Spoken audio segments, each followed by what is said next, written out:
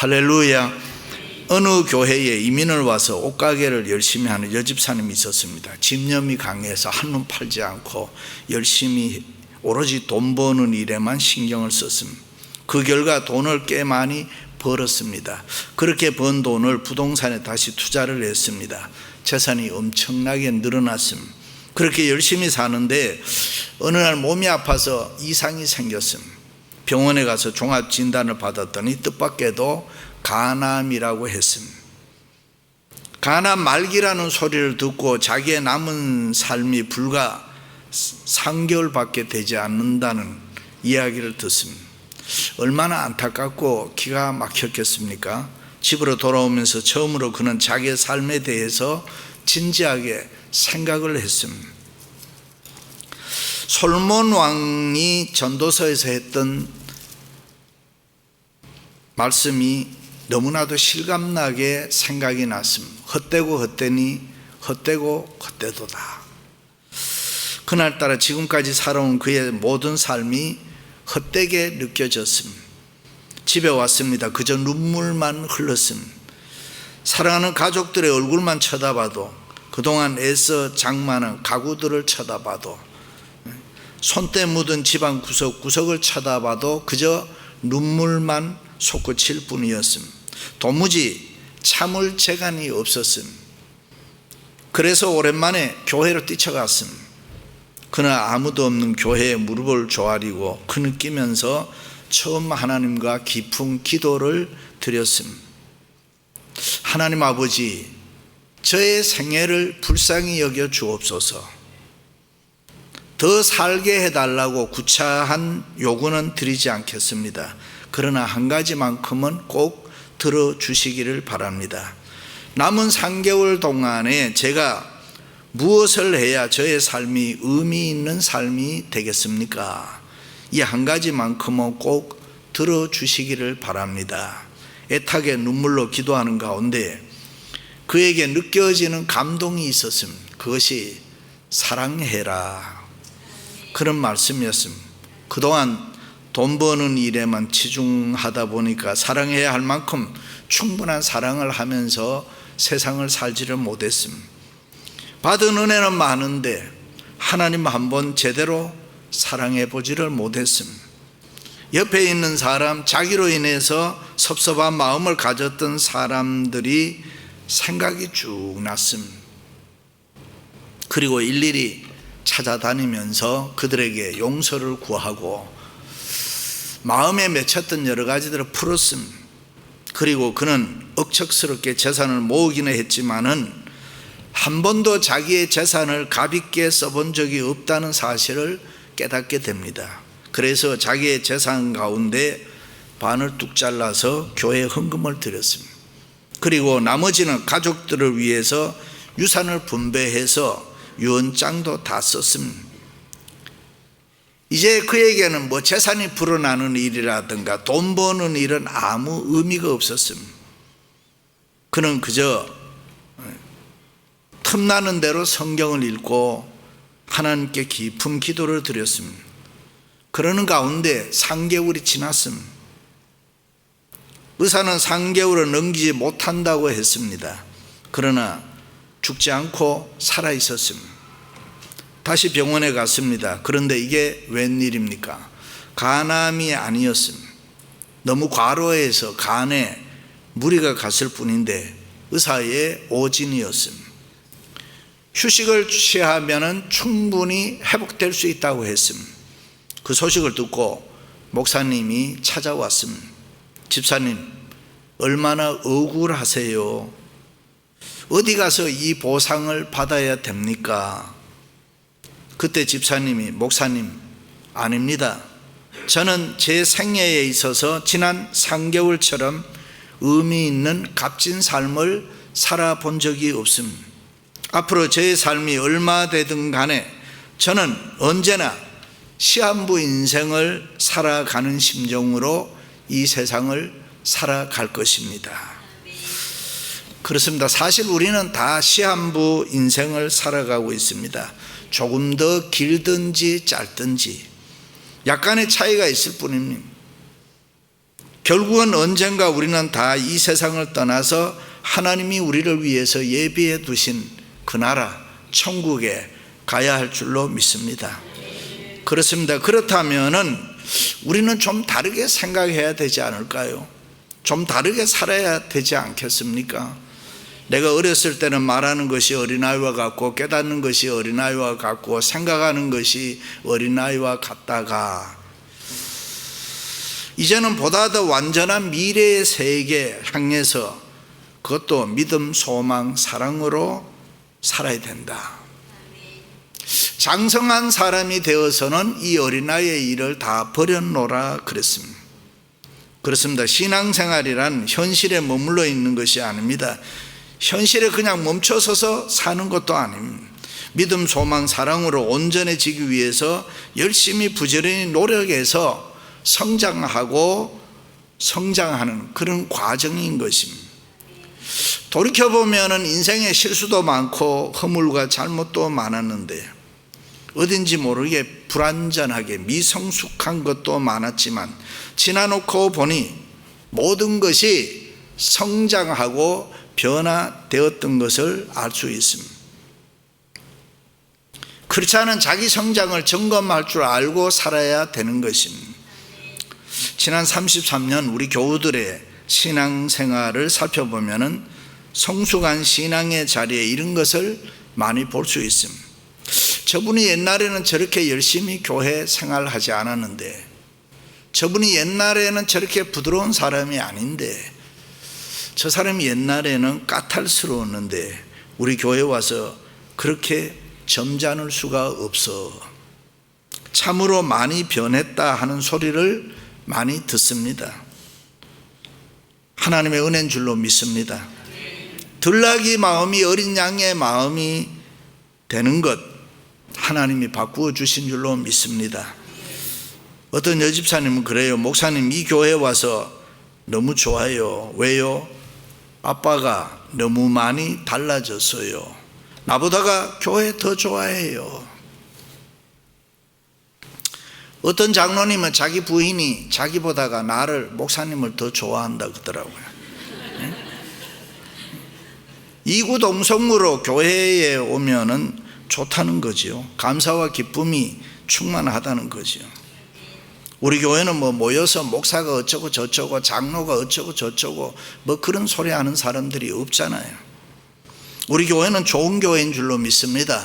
은혜로운 성령 충만한 교회입니다. 그렇습니다. 우리는 분명히 달라지고 또 달라졌습니다. 개인도 심령도 가정도 행복하고 평안을 찾았습니다. 직장과 사업과 기업도 성장했습니다. 교회도 크게 부흥했습니다. 여러 모양으로 많은 축복을 받았습니다.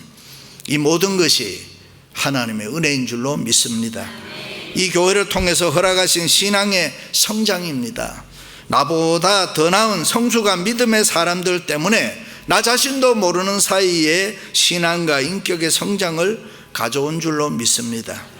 그럼 다시 한번 우리 신앙과 인격을 성장시키기 위해서 어떻게 해야 될까? 두 가지입니다. 첫째는 우리는 성장에 대한 꿈이 있어야 합니다. 사람은 누구나 현실에 머물러 있을 수가 없습니다. 죽는 날까지 우리는 자기를 성장시키고 개발시켜 나가야 합니다. 열심히 신앙생활을 하면서 교육과 훈련을 받아서 하나님이 원하시고 기뻐하시는 데까지 자기를 성장시켜야 되는 것입니다. 누구나 노력하지 않고 가만히 있으면 자연히 도태되기 때문에 성장과 변화는 당연한 것입니다. 하나님은 우리를 한자리에 절대로 머물러 있는 것을 원하지 않습니다.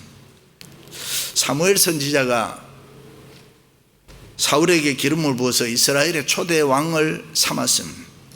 그런데 어느 날 하나님이 사무엘에게 야, 나 사울 버렸어 그랬습니다. 너무 슬펐습니다. 자기가 왕을 만들었는데 실패의 자리에서 절망하고 있을 때에 하나님이 사무엘에게 이릅니다. 너 왜 여기 가만히 있어?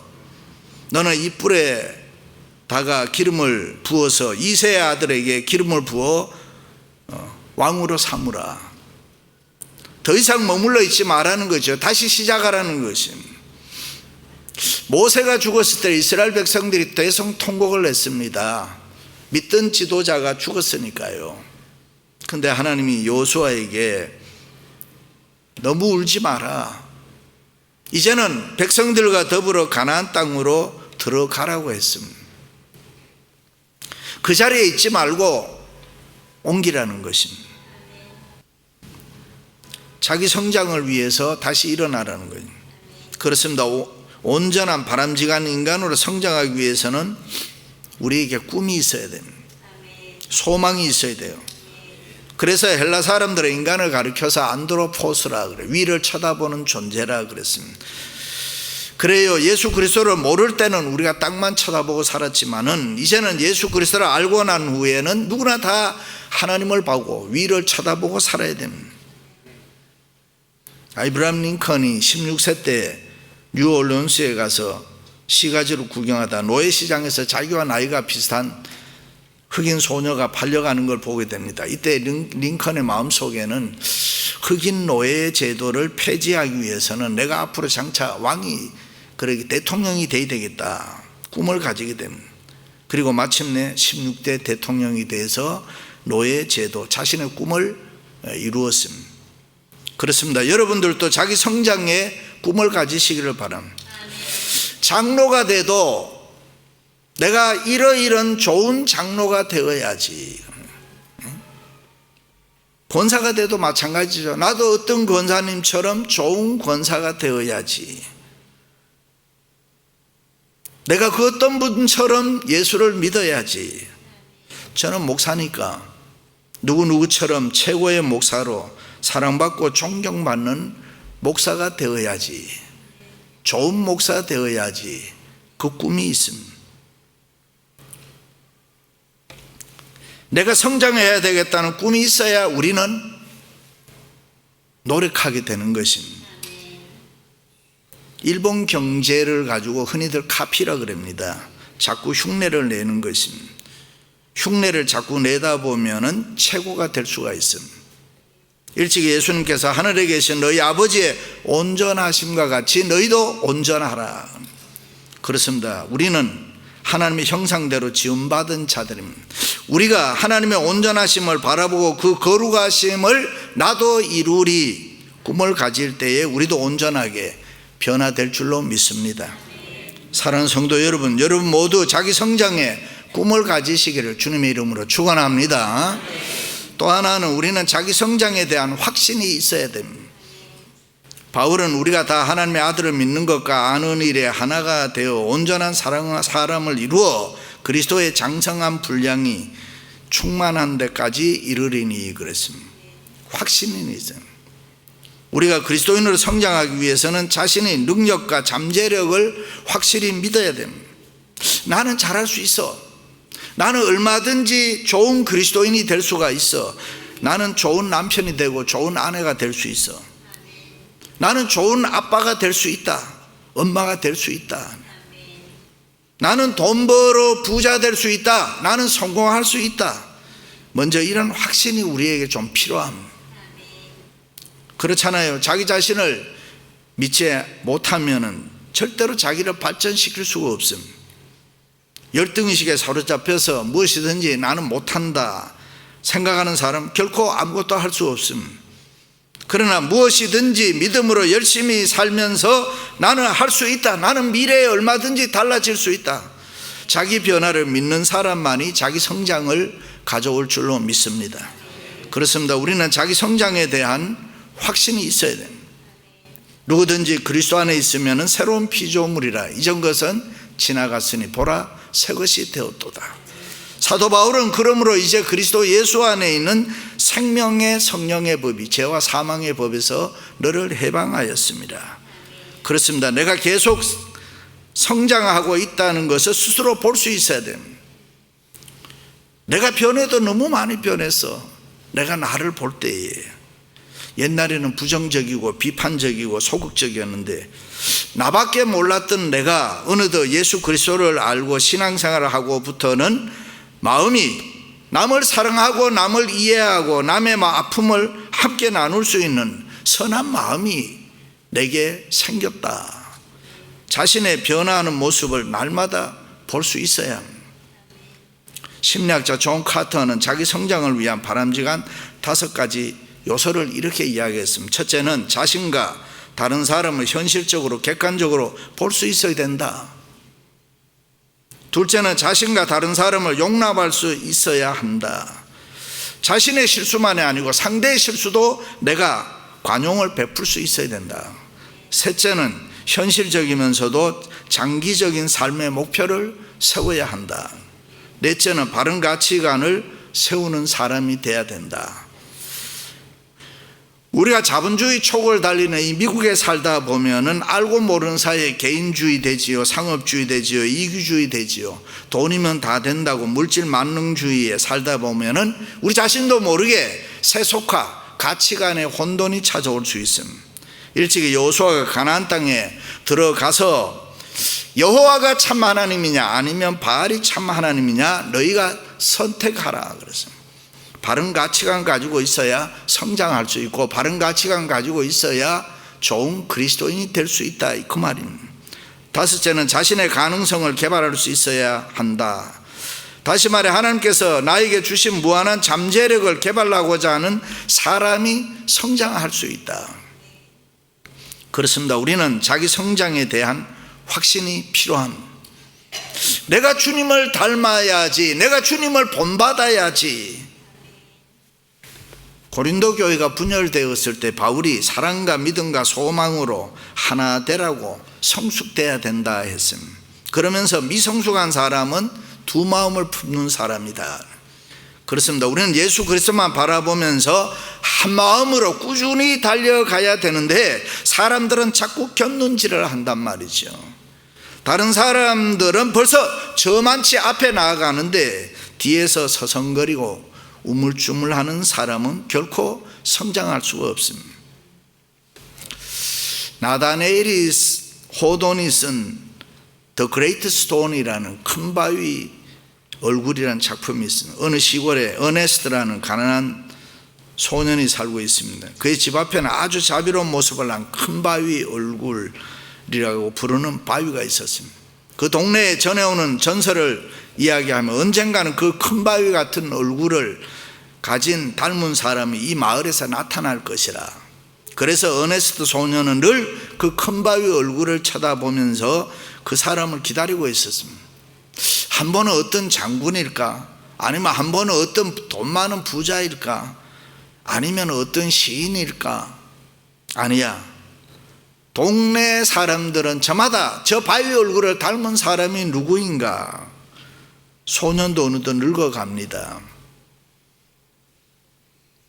그 바위의 주인공이 누굴까 기다리면서 사는데 그의 얼굴이 그렇게 온화하고 자비로울 수가 없을 만큼 변해갔습니다.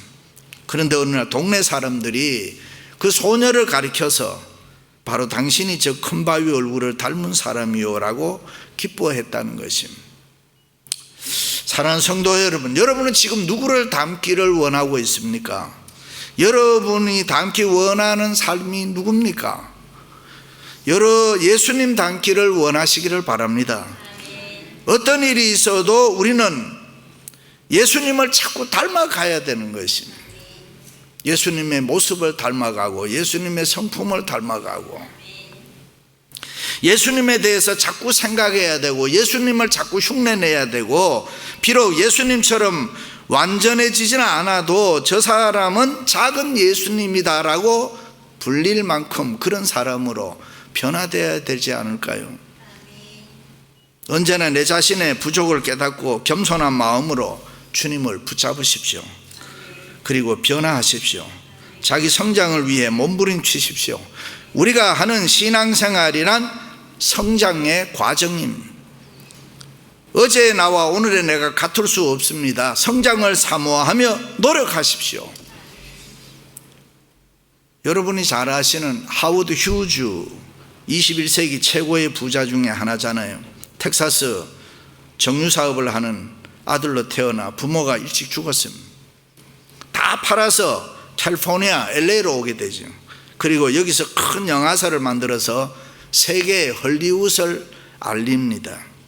그는 거기서 끝나는 것이 아니라 비행기 만드는 회사를 또 만들지요. 전투기를 만들고 자기가 만든 비행기를 직접 타고 세계를 돌아다니면서 엄청난 돈을 벌었습니다. 대통령을 돈으로 살 수 있다라고 한 말을 이 사람이 했습니다.